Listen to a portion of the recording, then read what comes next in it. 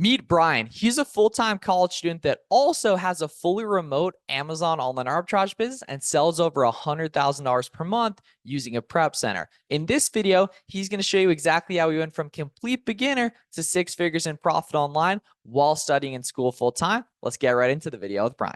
What's up? We got my boy Bryan here today. 100K a month, online arbitrage, fully remote operation in college. Good to have you here today, bro. Thanks for having me, Miles. Appreciate it. So you were saying we just had some pretty good prime days, right? Yeah, absolutely. I did 11 and a half my first prime day. That was my first time hitting 5 figures in a day. And then for prime day number 2, that was like 10 and a half. So definitely a good week so far. Yeah, well, feels good, right? Because you're obviously off school right now, right? Couple Yep. 4-figure profit days. It obviously didn't start out like that. So take us back to the beginning, man. Like, what made you want to get started selling Amazon? How'd you figure out about it? All that, man. Yeah, so I've always been doing side hustles. I started off to get me into reselling. I was reselling couches on Facebook Marketplace. Just find the worst looking couches possible with the worst pictures, clean them up, and take nice pictures. That was kind of my first taste in the reselling. And then after that, I hopped into crypto, made some 5-figure profit plays over there. And then after I found Amazon, I hopped into your Discord and really just started with outlets. That was kind of my first bread and butter. And then slowly I just transitioned to OA, and I've been rolling up from there ever since and just scaling up. Yeah. So what do you like about outlets specifically? Because I got a lot of opinions on it that we probably share specifically. But what was kind of really good about RA in terms of getting into the Amazon space? RAs, it's nice you can touch the actual product. Being on OA, it kind of feels like a video game almost, and being in the actual store and seeing what you're buying, it really just changes it. And it's just way easier to actually touch the product and kind of see what you're selling. It makes it feel more like a business. I also like that the margins are way better. RA, it's just kind of harder to mess up. OA, you have a lot more price tanking just because everyone has ability to access the websites, whereas at the outlets there may only be X amount of shoes that are available to buy, but just a lot more weirder SKUs that you can buy and no one else gets the access to. Yeah, right. So let's break that down, right? So RA, easier to understand, a little bit more scarce though. You're not going to get 100 of the same shoe from an outlet, right? Yeah. Tends to be higher profit margins, right? Easier to understand in the capacity that there's not really fancy coupon codes and discount codes. While those do exist a little bit here and there, right? It's a little bit more feasible to get going from the beginning, right? Online arbitrage on the other end, you were just telling you bought like 30 grand of product from one website in one day, right? You're not going to do that with RA, right? Yeah. But it was a little bit more complicated. You had to be able to trust that the retailer is actually going to ship it and everything, right? So talk about that transition from retail arbitrage getting into online arbitrage specifically, right? Because I'd say get started with both. You'd probably agree with that. But what did it look like actually transitioning that over? Because what you do today is very different than what you got started doing. Right. Yeah. So when I was first starting, I was really stuck at the 20K per month mark. And that was just because I can only go to the outlets so many times throughout the week and still go to school. But transitioning to OA, I knew that was a better play long term. Starting, I absolutely sucked at it. And that was just because I didn't know people in the space. That was before I joined your Discord or did any of the coaching stuff. But after I made friends in the space and they taught me some loops, I helped them, they helped me. And it's really just been way easier to scale long term. I'm just sending everything to a prep center now, and that's just been helping a lot to save money on taxes and so on. Yeah, exactly. Right. So you started out going into the store, scanning every item manually, right? Yeah. Which a lot of people do that the first time. They're like, damn, man, I'm going to have to do this for the next 40 years. Absolutely not. If you do that grunt work and get good at the skill. Yeah. Now, right, we're hanging out in a nice Connecticut summer. Right? You probably did some good work on the business today, but all the product goes to a third-party prep center in a sales tax-free state, right? So you're not touching the product. You're not paying sales tax on the product. They have limited access to your seller account, right? Eventually they'll be, shipping out on the Boxum account that they have through there and everything, right? And so it changes a lot. And that's a really important thing to note business-wise, right? Is that when you start out, it's not what you're going to be doing forever. You're going to innovate. You're going to get better, right? And that when I got started, man, I sucked at product research. It took me forever to find one good item. But now, because I built up the skill, my output per hour is significantly better, right? And so you brought up a good point that you started out doing it on your own. Now, conveniently, finding other cool people to work with costs no money. Can you break down what that looks like in terms of how you actually start doing that and just what it looks like from a day-to-day basis? Because pretty much everyone realizes the power of like having the gang with them, being in different group chats, different Discords, etc., which in many cases costs no money. What does that actually look like, though, in terms of having and building a friend group of other sellers? Yeah, so for me, I was definitely lucky. I started doing Amazon at the same time as a couple of my buddies, and we all just kind of pushed through all the same struggles together. I would say for other people, being on Twitter, just being active in the community, definitely is the biggest thing, because without knowing other people who are doing better than you really need them to learn and show you the ropes before you start.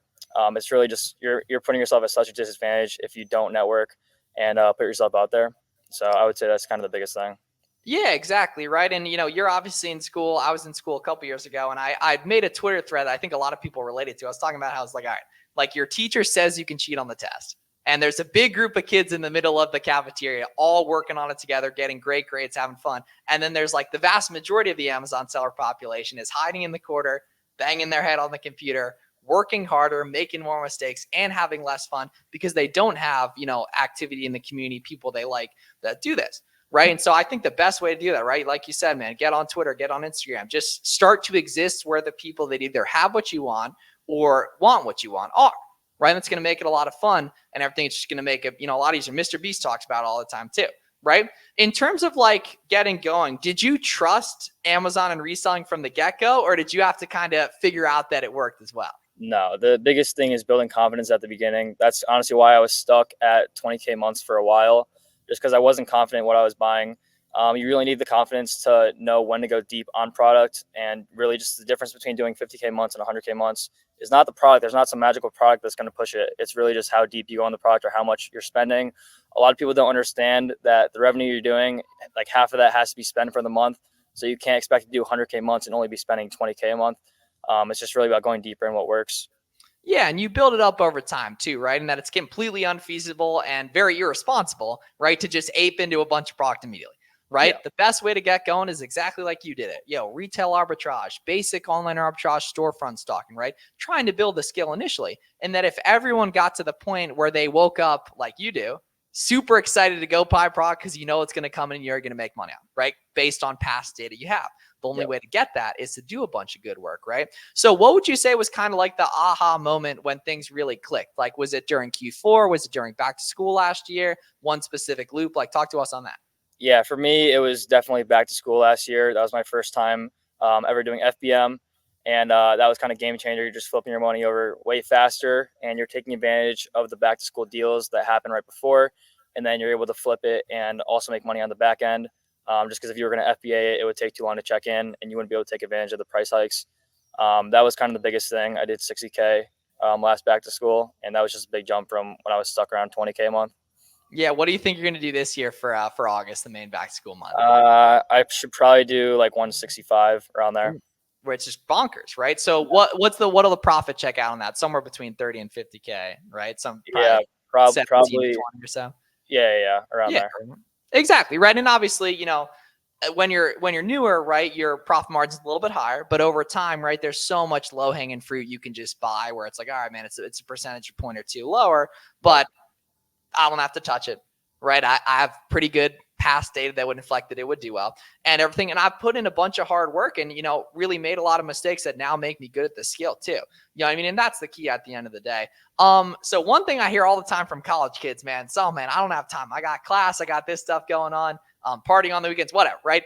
How do you actually break down your time and manage everything to make sure that, you're doing what you need to be doing just personal life wise, school and everything. And then also, building up a great Amazon business on the side, because you've done something a lot of people want to do, but haven't quite clicked with it, exactly how. Yep. So I think the biggest thing is just kind of I write down everything I need to do for the day, and I make sure I need to do all those things. I cross them out when I do them. It just feels a lot better, and you feel a lot more productive. If I didn't do that, then I really would just kind of be all over the place. But just my social life at school, getting schoolwork done, and the business, you really just have to kind of lock in and get all your stuff done. One thing with OA is when there's a big sale, I'm going to spend big. I'm going to try to get as much work done for the month as possible. So if I'm trying to do 100K months, like I said, I need to spend 50 grand that month. So if I can spend 20 grand in a day, there's like almost half my work done for the month. And then it really just comes down to like repricing and other miscellaneous stuff. Yeah. But yeah, just locking in when you have the time. That's like the biggest thing. Sure, right. And I like the to-do list thing. That's actually exactly what I do. Like people kind of imagine you have like some like crazy system or whatever. And it's like, nope, I got this piece of paper next to me. I got the pen and I do what I, need to get done. Cause at the end of the day, this stuff is fairly simple. That's far from easy. Right. But like if you know how to get XYZ website, or when XYZ website's got a deal going on, the coupon for XYZ website, you end up being pretty decent at this stuff. So Bryan, you're obviously doing big weight with online arbitrage, right? You've done a lot more with online arbitrage, way past where most people say online arbitrage isn't scalable, right? So what stopped you, and what keeps you doing online arbitrage and not like wholesale and private label, which is what some people think is the only way past 100 grand a month in sales? Yep. Yeah. So online arbitrage works. That's the simple answer. It's been working, and I know people who have scaled it to way bigger numbers than what I'm doing. So I still feel like there's room to grow. I still have leads. Like I said, capital is my only constraint right now. So just really expanding this part of the business will help me in the future. Yeah, and wholesale's not the magic bullet some people think it is. Now, it totally works, and it does go further than online arbitrage, just because online arbitrage, unfortunately, order cancel become an issue, right? But wholesale also tends to have lower margins, right? Worse lead time, which messes up the cash flow a lot, right? Yep. Meanwhile, online arbitrage, less scalable, more instant feedback. You get the product quicker, right? Tends to have a little bit higher profit margins if you do it right. So the cool thing is, you can do whatever you want with this stuff. There's no rules, right? If you're watching this, you can do online arbitrage as big as you want, retail arbitrage as big as you want, right? To a certain extent, obviously, right there. So you don't have to abide by other people's rules that don't exist, right? You can stick with online arbitrage forever and get great results with it. If you guys are looking for my personal help scaling up your Amazon business, I have something for you. Back to school is just getting started. Q4 is right after that. And now's the perfect time to join my coaching program if you're looking to work directly with me to scale up your business. I'll plug you in on all my favorite coupons, tips, tricks, and strategies. We have 3 group coaching calls a week, as well as you'll have a one-on-one live sourcing call with me and my personal phone number for support along the way. So I'll leave a link down below in the description for my coaching program application if you're looking to work directly with me to scale up your Amazon business this back to school, this Q4. Check that out if you're interested. Back to the video with Bryan. And I thought you brought up a really good point too about like the couple main days of the month, basically, which tends to correlate with the holiday, right? When different retailers are running, really good deals. You can get a decent amount of work done for the month, or even it makes the most logical sense to on just those main core days that go down basically. But you got to know when those are going on. You got to be ready to take advantage of it. And everything like that too. And so I know you said, FBM was really a catalyst for success. Do you kind of want to elaborate on like what that looks like in terms of obviously, really hitting that hard? Because people got a great opportunity the next 45 days or so, from now, late July, late July, getting into like early September, when a lot of back to school products are popping off. What does it actually look like to take full advantage of that? Right. So you really just have to lock in and understand that you're going to be in the trenches. It does kind of suck. You're going to be putting in some 10-hour days, just packing stuff up. There was one point where I had my entire basement just filled with products. It just looked ridiculous. But you have to have all your stuff together and just know that it's going to be worth it in the end because of the extra margin you're making on the back end. Yeah, and just the compressed velocity, man. That I would much rather pack 500 orders in a weekend than like 15 orders a day for a month straight. You know what I mean? Because you get into rhythm, you pre-package some stuff, etc. And the big benefit, guys, is right now, this is one of the main seasonal times, stuff selling quicker, stuff selling more expensive. You can buy it cheaper, especially relative to sale price, right? And there tends to be less competition because you can look for those listings that are shooting down in competition, right? So in terms of like what you needed to hear a year or two ago, what are some online arbitrage, product sourcing tips you can share for the people? Yeah, so the biggest thing is you have to understand that most deals are cyclical, and you really have to understand what the lowest price is. Because if you're buying at 25 and everyone else is buying at 22, you're going to get killed. Everything's going to tank. But if you know the lowest price and you know when that deal happens and what website it's on, then you will be in a way better boat than everyone else who buys at the higher price and doesn't understand what the low prices are. And really just noting what those evergreen coupons are, and being able to hammer big sales when they come, knowing what websites don't order cancel, like little stuff like that. Yeah, and I'd say really it's like an order of operations, right? Like, does this website have big sales? Yes or no? Do they have discounted gift cards from Card Bear or Top Cashback? A lot of y'all sleeping on Top Cashback with those. Yes or no? Does it have a rewards program? Does Capital One Shopping or some of those free extensions, do they show a coupon code for it? And if you and I have a really good mental note of kind of each of those for a lot of different websites. You build that over time. as you learn, as you meet new sellers, as you, work through these problems together, right? You can get pretty good at this stuff over time, right?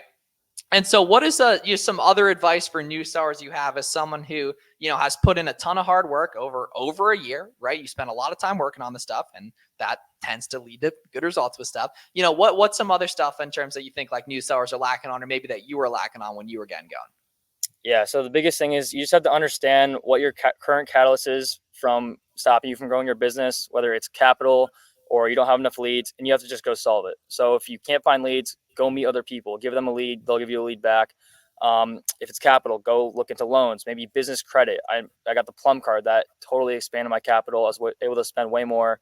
But just really figuring out what's stopping your business from growing, and you just have to solve it. Yeah, because it really can only be one of those two things, man. Capital or product, obviously, right? Yeah. And then, using leverage adds risk. It can be a tool potentially, if you got the right system and everything. I'd say definitely don't do that unless you, really got it dialed, which you and I took the time to do. We put a lot of good, work into do. And then on the sourcing side of things, man, right? From a storefront stocking perspective, for probably example, these days, you're probably pretty much exclusively doing manual sourcing. Yeah. Right. Yeah, exactly. Right. Because your favorite websites, Right. their deals, you tend to know when they're going on, right? You're getting notified of stuff because you're well networked, etc. When you're a newer seller, you pretty much just want to be storefront stocking, right? Because you don't know yet what a good Amazon listing looks like. And if you try to manual source, you're going to look up every product under the sun because you don't have that muscle yet. And you're going to end up looking at a lot of stuff that you don't even know if it sells quick, and you got to make it profitable. Meanwhile, with storefront stocking, you already know it's selling well. If you can see it in someone else's catalog, you just got to make it good, right? Yep. So talk through as we finish up here, how are you going to get prepared, for especially Q4 here? Because we're pretty much past like the back to school prep, or we're pretty much getting into FBM season in terms of back to school. How are you going to be getting prepared for Q4 this year specifically? Because that's like the main thing people got to start looking into after back to school, especially. Yeah. So for me right now, my only catalyst is capital. I have the leads. If I had 100 grand, I could be doing way bigger months. But I'm going to start looking to loans and possibly other credit cards just to really expand my capital. But that's the only thing that's limiting my business right now. Sure. Okay. And then what's the plan in terms of, because obviously you're going to be at school, very reasonable to not really know how the FBM is going to hit heavily when that comes. As a lot of kids bring that up to me, right? So how are you going to execute on that? Are we going home on the weekends? Are we bringing some FBM to the crib at school? Like, what's the deal there? Because I assume some people are probably thinking that, as am I. Yeah, so I'm going to have a setup at school because I'm living off campus now, and I'll have a nice little station where I can do FBM and pack and ship stuff out from there. Okay, cool. And an address you can ship to as well, or are we going to be doing some RA or all the above? Damn. Okay. And did we design the living situation around optimal Amazon scaling potentially? Yeah, the entire basement's unfinished, so I can just work at there. So yeah, I'll be there we go. Yeah. Makes sense, right? And the key is that like there's a lot of things business-wise that seem really inconvenient when you're just getting into it, but then you realize your potential, you realize what you can do, you realize how you can build the business into your life and really, ultimately get, what you want out of it and stuff. And I know you'd mentioned you plan to go full-time after school too. Yeah, absolutely. That's the plan. Bro, beautiful thing, man. Right. I remember like when my mind was like slowly starting to figure like, you can probably do this full time. Like a lot of other people are doing the same thing and everything. And you just got to put in a bunch of work to get to that point and everything too. And then where can people follow you on Twitter? If they got any questions, they want to follow your journey. I know you got a pretty cool logo too. Yeah. So Fury FBA on Instagram and Twitter. Those are my socials. Boom. Yeah. So check out the boy right there, right? A lot more content coming soon. You think you could do like 50 to 100K profit this December alone? Yeah, for sure. It's just crazy, man. Right. Because that's when stuff really, really starts selling quick, guys. So you got to, really be prepared to hit that hard. You're going to have to put in a ton of good work prior to be fully prepared. But if you do that, great things can happen, man. So super proud of you, Bryan, and everything you got going on, man. Make sure you follow Bryan, and thanks for coming on, man. Thanks for having me. Appreciate it. Cool. Appreciate you guys. See you guys in the next one. Hope this video was helpful, guys. If you want more great free content, check out my full free course right here. Subscribe for more. Check out Bryan on socials, and we'll see you in the next one.